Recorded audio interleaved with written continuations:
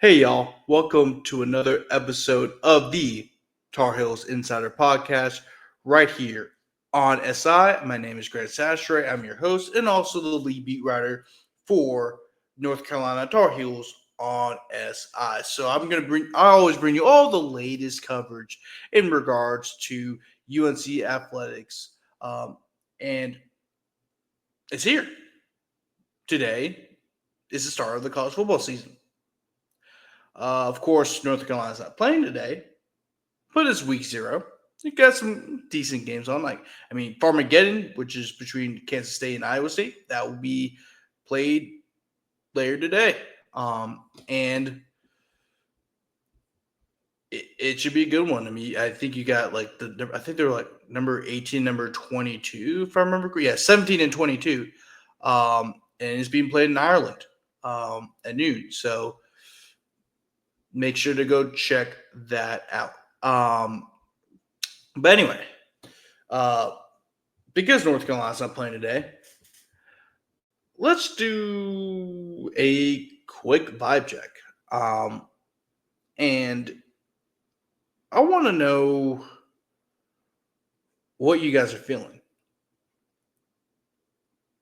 You know, it's very interesting to talk to different people in regards to the situation, whether that's local or national.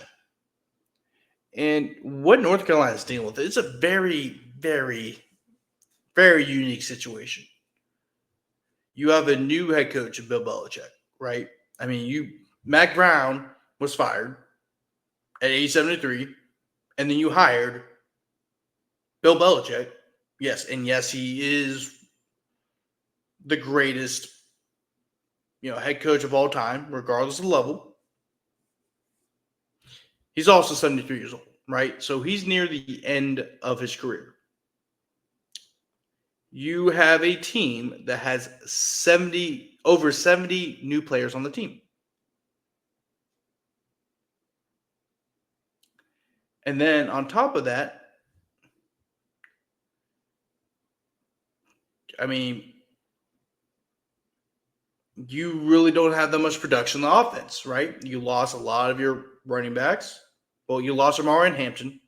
Not just running backs, a running back, a player, and pretty much a bulk of the offense. And then you don't have a number one running back yet. You really don't know who your number one running back is. I think it's gonna be a rotation. I've said that before. I think that's what Belichick used to do with the Patriots. It never really was about one running back. It was a combination of running backs. So I think that's where you might see it, North Carolina. However, college football is a little bit different from the NFL, and I think it'll be running back by committee. But I think maybe one running back may have more carries than the other. But I think it's gonna be a running back by committee. But a lot of that is because they don't have that number one running back at the moment. Then you have a receiver group that really isn't bring that much production. Kobe Payson is the most experienced guy, but he hasn't really been the number one, let alone the number two yet. And a decent bit of your receivers are either freshmen or sophomores. Jordan Shipp is a sophomore. Alex Saylor, who has emerged as of late, is a redshirt freshman. I mean, if you look at some of the receivers on the roster, a good bit of them are freshmen and sophomores. I mean, the offensive line, I feel if there's two positions I feel comfortable with is the quarterback and offensive line on offense. Quarterback, you have G. Lopez. Offensive line, yes, you did suffer an injury with Austin Blasky. Still pretty deep. But, with Austin Blasky out, does it affect everything, or will the depth cover it up? Who knows? Then you go to the defense. I feel very confident in this defense. I feel like they can greatly improve with the defense staff put in place. Of course, Steve Belichick is a respected defensive play caller. And at first, he was seen as kind of a Nepo baby, but he's proven himself to be a strong defensive coordinator. However, historically, North Carolina really hasn't been that good at defense.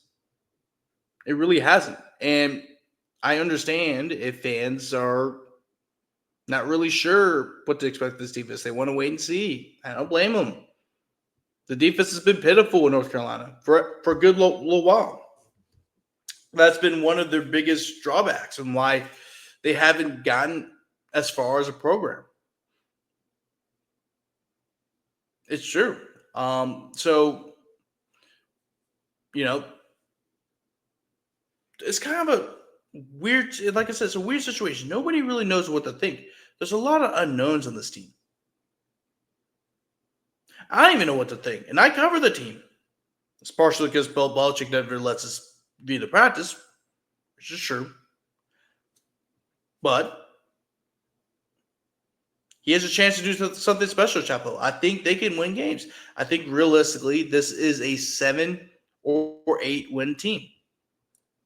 And some of that is because I think that the team is good enough. I think you have enough talent to win those 6, 7, 8 games. But also, your schedule is favorable. Your TCU is going to be tough, and Clemson is going to be tough. But after that, I mean, if you look at their schedule, I mean, besides TCU, Clemson, and Syracuse, and Duke, no other program has won 6 or more games. Let me rephrase this. The highest amount of wins that exclude TCU, Syracuse, Clemson, and Duke, 8 of the teams who play on the schedule have won 6 games or less. That's a very easy schedule. And also they see, I mean, let's just be honest, isn't really that strong of a conference. For a conference that has 17 teams, it's really not that deep compared to the Big Ten and the SEC. And then on top of that, I mean, you went 2-11 in bowl games last year. Like, in recent memory, the ACC has not proven itself they could be a contender in college football. And I'm not just trying to diss a conference or anything like that because I know I'm not an ACC guy. I know I came from the SEC and stuff like that. But I'm really saying this because it benefits North Carolina that the league isn't really at a good place at the moment because they can rise up. And on top of that, you avoid Louisville. You avoid Georgia Tech. You avoid Miami. You avoid Louisville. Hell, even Florida State might have a chance to be better this year. So you avoid some of the tougher teams in the conference, and your toughest conference opponent is Clemson and Duke. To be honest, NC State's tough because I mean they've won the last 5 matchups between the two schools. But I mean, again, besides 4 games, 4 games. 8 of the teams you're playing have won 6 or less games from the year before. So this is a very favorable schedule.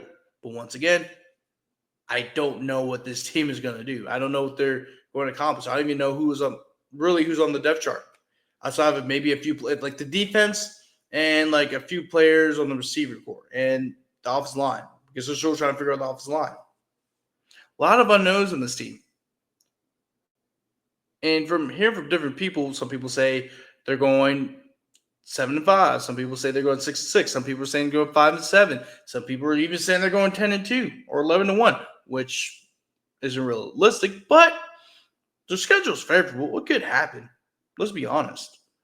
But it's just so many unknowns, so many different vibes.